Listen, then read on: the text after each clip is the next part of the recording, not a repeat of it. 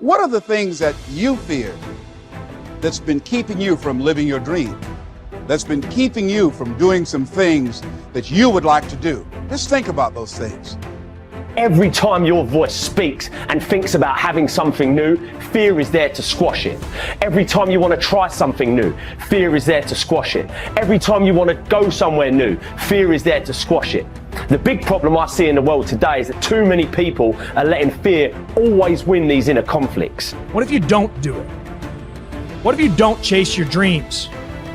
What if you don't stand up for yourself? What if you do not step up to the plate and take that challenge? You have no idea of the breathtaking future that's on its way to you, that's asking you, please let me through. When you decide that you are good enough, when you decide you give yourself permission to have it all, have all the love, have all the health, when you give yourself permission, it's like the inside of your champion is saying, let me out. Fear forces evolution. Fear is good. Fear are instincts. Fear is the radar that tells you what you need to do, how to exist, and what's going to keep you alive. Fear can keep you in your comfort zone. It's safe there. You know what to expect, but nothing grows there. Life happens outside the comfort zone. So let's look at how we can begin to take some steps to restructure that fear, to begin to expand our visions of ourselves, to begin to increase our self-esteem. Webster said that self-esteem means confidence and satisfaction in oneself. Look at your life right now.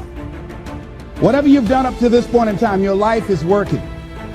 Whatever you have produced, it came out of you as a result of the kind of person that you have become. You have to be fearless. You have to be completely fearless and have utmost belief in whatever that feeling is inside you. It's all a mindset. It's how bad you want something, and nothing tastes better than when you've earned it. There's no better feeling than when you've earned it. So just start. Stop talking about it. If not now, when? If not you, then who? Listen, someone else is starting right now. As long as you got air in your lungs, you have an opportunity to improve your current situation. So human up. Accept the challenge, change your associations, and soon you will find yourself receiving accolades and congratulations. But first you gotta say I do to the new you and commit to a lifetime of small wins that at times will seem meaningless and pointless. Are you in a position to quit? Or are you in a position to go harder? Are you in a position to go stronger? Are you willing to dig and go as far as you can in your life? Are you willing to suffer? So instead of boxing yourself in and thinking only about all the different ways that something could be bad, could break, could fall to pieces, think about all the things that you could do if you take the action. The most common fears that we experience, which often sabotage all hope for success, are the fears of failure, poverty, and loss of money. These fears cause people to avoid risk of any kind and to reject opportunity when it is presented to them. They are so afraid of failure that they are almost paralyzed when it comes to taking any chances at all. There are many other fears that interfere with our happiness. People fear the loss of love or the loss of their jobs and their financial security. People fear embarrassment or ridicule. People fear rejection and criticism of any kind. People fear the loss of respect or esteem of others. These and many other fears hold us back throughout life. The most common reaction in a fear situation is the attitude of, I can't. This is the fear of failure and loss that stops us from taking action. It is experienced physically, starting in the solar plexus. When people are really afraid, their mouth and throat go dry, their heart starts pounding. Sometimes they breathe shallowly and their stomach churns. Often they feel like getting up and running to the bathroom. These are all physical manifestations of the inhibitive negative habit pattern, which we all experience from time to time. Whenever a person is in the grip of fear, he feels like a deer caught in the headlights of a car. This fear paralyzes action. It often shuts down the brain and causes the individual to revert to the fight or flight reaction. Fear is a terrible emotion that undermines our happiness and can hold us back throughout our lives. Fear makes come true that which one is afraid of. Now, even if it only comes true in the imagination, we must experience the tortures of that which we fear. Tortures often as not worse than those if what we feared actually came to pass physically in our lives. It's why the old line, "A coward dies 1,000 deaths. A brave man dies but once," is really true. Fear makes come true that which one is afraid of. If fear of something is held long enough, it may well bring on that which we fear, but it really doesn't make much difference because experiencing the fear is the same thing. That is, as far as our mind and body are concerned, it's actually happening over and over again, doing its inevitable damage to our physical bodies. Ralph Waldo Emerson said that fear is ignorance. Whenever we're afraid of something, I don't mean the perfectly natural, normal fears that work to keep us alive, but the gnawing, unreasoning, illogical, and neurotic fear of something. It's only because we don't know the real truth about it. If we did, the fear would vanish. That would include a neurotic fear of death, the fear that we are not liked or loved, and so forth.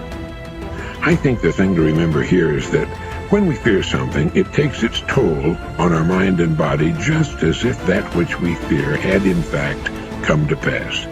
And we can bring to pass that which we fear. If you want to change attitudes, start with a change in behavior. In other words, begin to act the part as well as you can of the person you would rather be, the person you most want to become. Gradually, the old fearful person will fade away. Dr. Frankl learned that by controlling his attitude, the concentration camp fell away. His mind was free to roam where he wanted it to roam, think about what he wanted it to think about. It was as free as the birds, freer really, for it could fly to the ends of the earth, to the ends of imagination in an instant. And so can yours, and so can mine. You need large amounts of self-discipline to deal courageously with all the fear-inducing events of your life. This is probably why Churchill said, "Courage is rightly considered the foremost of the virtues, for upon it all others depend." The fact is that everyone is afraid, and usually of many things. This is normal and natural. Often, fear is necessary to preserve life, prevent injury, and guard against financial mistake. So, if everyone is afraid, what is the difference between the brave person and the coward? The only difference is that the brave person disciplines himself to confront, deal with, and act in spite of the fear. In contrast, the coward allows himself to be dominated and controlled by the fear. Someone once said that with regard to warfare, although it applies to any situation, the difference between the hero and the coward is that the hero sticks in there 5 minutes longer. Fortunately, all fears are learned. No one is born with fears. Fears can therefore be unlearned by practicing self-discipline repeatedly with regard to fear until it goes away. Your ability to confront, deal with, and act in spite of your fears is the key to happiness and success. One of the best exercises you can practice is to identify a person or situation in your life of which you are afraid and resolve to deal with that fear situation immediately. Do not allow it to make you unhappy for another minute. Resolve to confront the situation or person and put the fear behind you. The only way to deal with a fear is to address it head on. Remind yourself that denial is not a river in Egypt.